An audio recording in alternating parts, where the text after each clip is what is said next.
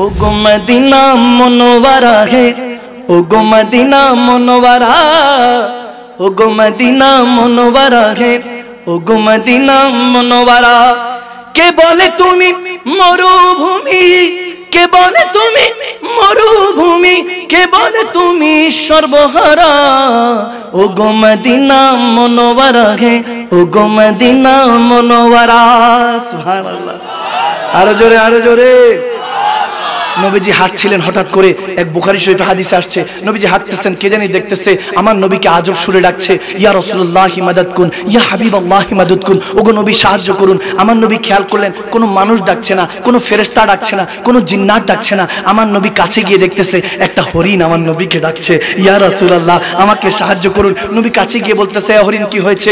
হরিণ বলছে, ইয়া রাসূলুল্লাহ ছোট ছোট দুইটা বাচ্চা আছে, দুধ পান করে চলে আসবো, শিকারী হাতে বন্দী হয়েছি, একটু সাহায্য করেন। আপনি তো রাহমাতুল আলামিন, আপনি তো দয়াল নবী, রাহমাতুল আলামিন, একটু সাহায্য করুন। আমার নবী তখন শিকারীকে, কাফেরকে বলছে, হরিণকে একটু ছেড়ে দাও, তার ছোট ছোট দুইটা বাচ্চা আছে, হরিণ দুধ পান করে চলে আসবে, একটু তাকে সময় দাও। শিকারী বলতেছে, এই কথা কি হরিণ আপনাকে বলছে? বলে হ্যাঁ। কয় বললো কোন সময়? সুবহানাল্লাহ বলে না? যে নবী হরিণের জন্য রাহমাতুল আলামিন, সেই নবী কি আমাদের মতো গুনাহগার উম্মতকে ভালোবাসে না? আওয়াজ দেনা, ভালোবাসে না? গভীর খেয়াল। ইশকে রাসূল পয়দা করুন। যখন হরিণ এই কথা বললো, শিকারী কথা বলছে, আমার নবী বলেন, হ্যাঁ তোমার কলব মুর্দা, এজন্য শুনো না, কলব জিন্দা হলে ঠিকই শুনতা। যদি কলব জিন্দা হতো তাহলে ঠিকই শুনতা। যখন নবী এই কথা বললেন, বলতেছে না, একবার যদি খাঁচা থেকে কোনো শিকার পালিয়ে যায়, সে কি আর খাঁচার মধ্যে আসে? এটা সম্ভব না। আই ক্যান ডু দিস, আমি এটা সম্ভব না, করতে পারবো না। আমারও তো বাচ্চা কাচ্চা আছে, আমি হরিণকে বিক্রি করে আমার দিন গুজার করব, বাচ্চাদের খাবারের জোগাড় দিব। তখন আমার নবীকে বলতেছে, কিছু একটা জমা রাখতে হবে, কিছু একটা মজুত রাখতে হবে, তাইলে হরিণকে দিব। মনে মনে শিকারীর মনে মনে খারাপ নিয়ত। আর হরিণকে তখন আমার নবী বলতেছে, এ হরিণ, আমি আমার জিম্মেদারি নিচ্ছি, তোকে যদি দই ওয়াদা করস, যদি ফিরে আসবি তো আমার কাছে, আবার ফিরে আসবি তো দুধ পান করিয়ে। হরিণ বলতেছে, ইয়া রাসূলুল্লাহ ওয়াদা আপনার সাথে করব, আপনার সাথে গাদ্দারি করব না, ইয়া রাসূলুল্লাহ ফিরে আসবো, ফিরে আসবো। তখন আমার নবী বলতেছে, এই এই কাফের, এই শিকারী, আমাকে বন্দী করে নাও, হরিণকে যেতে দাও, হরিণকে যেতে দাও। শিকারী তো বলে মনে মনে খুশি, বলতেছে, হরিণ বিক্রি করলে আর কি পাবো? মক্কা মদিনার বাজারে নবী মুস্তাফাকে উঠলে যদি উঠাই তাহলে বহুত সাহাবা আছে, ভালো দামে কিনে নিয়ে যাবে। তখন বলতেছে, আপনাকে নিয়ে তো আজকে সেই রকম বিজনেস হবে। আমার নবীকে বেচতে চাইছে, হয়তোবা তার অন্তরে একটা, কিন্তু আল্লাহ তো আরেকটা চিন্তা করে রেখেছে।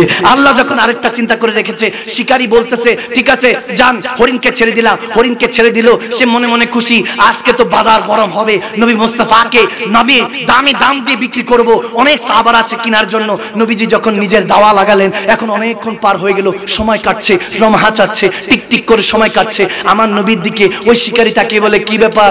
বলছিলাম না শিকার একবার গেলে সেটা কি আর ফিরে আসে? আপনি যে কত বড় বোকামি করেছেন, কিন্তু আজকে তো আমার লাভবান, আমি তো আজকে লাভ করব। নবীজি একটা মুস্কি হাসি দিয়ে পথের দিকে যখন তাকালেন, দেখেন যে হরিণটা দৌড়াতে দৌড়াতে আসতেছে। শিকারী তো অবাক, তাকিয়ে আছে, কিভাবে সম্ভব? How is it possible? এটা সম্ভব কিভাবে? শিকারী যখন অবাক চোখে তাকিয়ে আছে, দেখতেছে হরিণ দৌড়াতে দৌড়াতে আসছে, দৌড়াতে আসতে আসতে আমার নবীর দিকে এসে দুইটা পা সামনের দিকে দিয়ে বলতেছে, লাব্বাইক ইয়া রাসূলুল্লাহ, লাব্বাইক ইয়া হাবিবাল্লাহ, ওগো নবী চলে এসেছি, ওয়াদা আপনার সাথে করেছি, বরখেলাপ করব না। আরে হরিণ, সেই জামানার হরিণও কখনো মুনাফিকি করে নাই। আর আমরা এমন মুসলমান হয়ে গেছি, মুসলমান হয়ে মুসলমানের সাথে গাদ্দারি করি, অন্যের হক লুণ্ঠন করি, ওয়াদা খেলাফ করি, মিথ্যা কথা বলি। একটা মিথ্যা কথা বলতে 10টা মিথ্যা কথা বলি, 10টা মিথ্যাকে ধামাচাপা দেওয়ার জন্য 100টা মিথ্যা কথা বলি। যাদের জন্য বলছি, সে আপনরা একদিন আমাদেরকে দাফন করে দিবে। ঠিক না মুসলমান? ঠিক না? আরে সেই জামানার হরিণ এসে যখন বলতেছে, ইয়া রাসূলুল্লাহ চলে এসেছি, চলে এসেছি। এখন শিকারীকে বলতেছে, এই শিকারী, হরিণটা তো বাজারেই বিক্রি করবা, আমি নবী মুস্তাফার কাছে বিক্রি করো। শিকারী বলতেছে, লেনা দানা রাখেন, আগে বলেন হরিণ আসলো কিভাবে? আগে বলেন হরিণ আসলো কিভাবে? আমার নবী বলে, যদি আল্লাহ হয়ে যা, মাল্লাহুল মাওলা ফালাহুল কুল্লু, তুই আল্লাহ হয়ে যা, দুনিয়া তোর গোলাম হয়ে যাবে।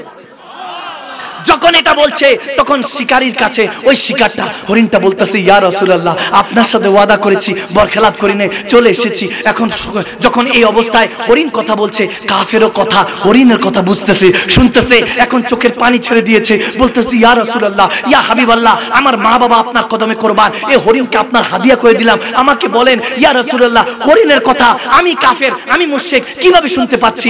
আমার আল্লাহ রাসূল, আমার হাবিব, দো জাহানের বাদশা নবী বলে, একটু আগে তোর কলবটা মুর্দা ছিল, এখন ঈমানের নূর ঢুকেছে, মহব্বতের নূর ঢুকেছে, আমি নবী মুস্তাফার ভালোবাসার কারণে তোর মুর্দা কলব জিন্দা হয়ে গিয়েছে, এখন তোর সমস্ত কিছু শুনতে পারবি, এখন সমস্ত কিছু বলতে পারবি, রব্বে করিমের সাথে কথা বলতে পারবি। এখন আমি নবী মুস্তাফাকে ভালোবাসার কারণে ফাত্তাবিউনি ইবুবুকুমুল্লাহ, তুই আমি নবীকে ভালোবেসেছিস, এখন আল্লাহ তোকে ভালোবাসে, এজন্য মাখলুকাতকে শুনছিস। যখন এরকম হলো তখন আমার নবী বলতেছে, এ হরিণ, শিকারী তো এখন মহব্বতে পড়ে গেছে, হাদিয়া দিয়ে তোকে আমাকে হাদিয়া দিছে, যা আমি নবী মুস্তাফা তোকে আজাদ করলাম, বাচ্চাদের কাছে ফিরে যা, যা তুই মা, তুই বাচ্চাদের কাছে ফিরে যা। তখন হরিণ দুইটা পা উপরের দিকে উঠে, যেমন ছোট ছোট ছাগল ছাগি আনন্দ করে নাচতে থাকে, হরিণ এরকম পা উঠিয়ে জমিনের মধ্যে বাড়ি দিচ্ছে, রাগ করছে আর আনন্দ বলছে, আজকে আমার সওদা বাজারে মুস্তাফার মধ্যে হয়েছে, আমার নবী আমাকে খরিদ করে आजाद कर दिए। ये शान ये अंदाज हमारे नहीं होते, अगर झोली में टुकड़े मुस्तफा तुम्हारे नहीं होते, मिलती हुजूर नाथ के दर से भी इस मंगतों के यहाँ गुजार नहीं होते। এখন শিকারী আর শিকার হরিণ আর ওই কাফের একসাথে দুজন দুজনকে ধরিয়ে জড়ে জড়িয়ে ধরে কান্না করছে, আর শিকারী কাফের বলতেছে ইয়া রাসূলুল্লাহ কলমা নূর দিয়ে কালেমা নূর দিয়ে এই সিনাকে মদিনার আয়না বানিয়ে দেন।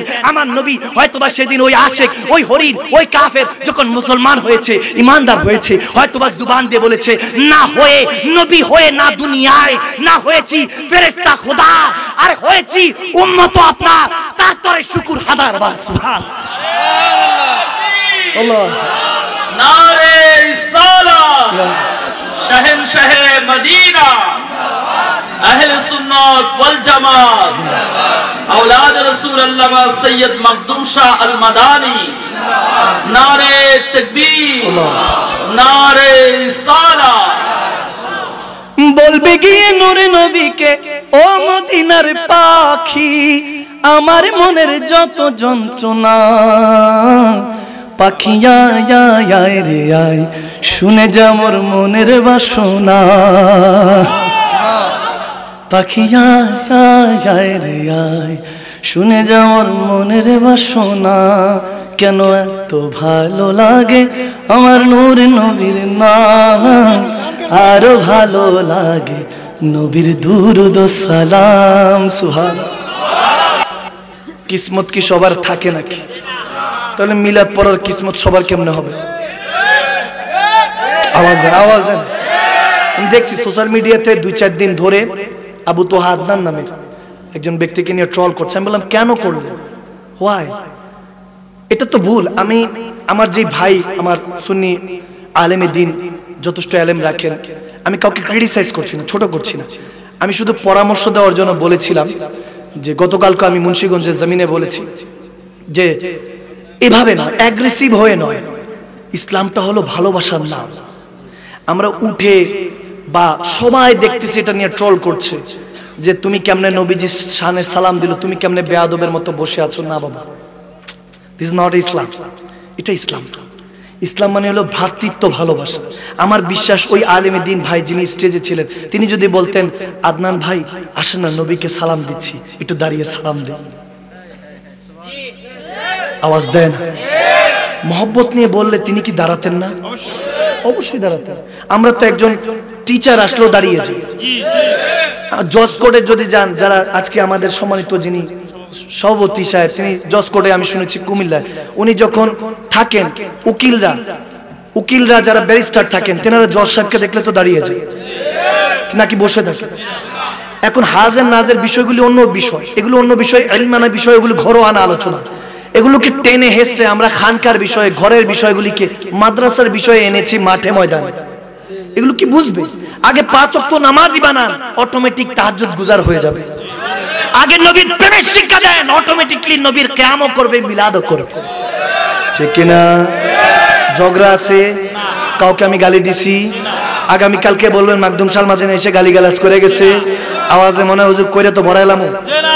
অন্য তো আমারই নিয়ে বাবা যে ক্রিটিসাইজ চলে সোশ্যাল মিডিয়াতে, বিভিন্ন আমার ড্রেস আপ নিয়েও চলে, এত সুন্দর ড্রেস আপ করে কেন পড়ে? আমি বললাম মেহফিলগুলি তো আল্লাহ রাসূলের, বিয়ের ফাংশনে গেলে বিভিন্ন অকেশনে গেলে কত কিছু সুন্দর করে সেজে গুজে যায়। এখন আমি মাকদুম শালমাদানি চিন্তা করি আল্লাহ রাসূলের মাহফিলে ছোট কেনা করে আসবো, সুন্দর ড্রেস আপ করে আল্লাহকে দেখাবো, নবীর প্রেমের পোশাক পরে এসে সবাইকে দেখাবো যে এরকম পোশাক পরে হাঁটবা, নবী বাদশাহ, নবীর উম্মতরাও বাদশাহ, ঠিক না? কোনো কিছু বাদ দেয় না। তাই আমি বললাম, আমাকে বলছিল অনেকবার হুজুর উত্তর দেন না কেন? আমি বললাম উত্তর দিব কেন, তারা আমার ভাই, তাদেরকে নিয়ে জান্নাতে থাকতে চাই। আজকে আমি উত্তর দিব, কিছুদিন পরে আমার সামনে এসে কথাও বলতে পারবে না, আমি তেনার সাথে কথা বলতে পারবো না, সালাম আদান প্রদান করতে পারবো না, কেমন আছে জিজ্ঞাসা করতে পারবো না। কি দরকার? দরকারই নেই। ভালোবাসা দরকার, ভ্রাতৃত্ব দরকার। তিনি বলছেন থেমে যাবেন, ভালোটা সাথে নিয়ে যেতে চাই, খারাপটা দুনিয়াতে রেখে যেতে চাই, ঠিক না? দুনিয়াতে আমি ক্ষমা করে দিলে হাসরের ময়দানে আমাকে ক্ষমা করে দিবেন কে? বেজাল আছে, ঝগড়া আছে, আমাকে যারা ভালোবাসে, আমি গুনাহগার কি? আমি বলেছি কোনো দরকার নেই, ব্যাড কমেন্টসের কোনো দরকার নেই, কোনো কিছু বলবেন না। তিনি বলছে বলতে থাকুক, যারা বলছে বলতে থাকুক, আমার কাজ হলো ভালোবাসার ঘ্রাণ ছড়িয়ে দেওয়া। এজন্য প্রায় সময় আমি একটা কথা বলি, হে প্রিয়, ভালোবাসো কিংবা ঘৃণা করো, তোমার মনে তো আমি থাকি। হে প্রিয়, ভালোবাসো কিংবা ঘৃণা করো, তোমার মনে তো আমি থাকি, তোমার মনে আমার রাজত্ব, পারলে আমাকে ভুলে দেখাও, ঠিক না? অন্তরে তো আমিই থাকি, কি করবা?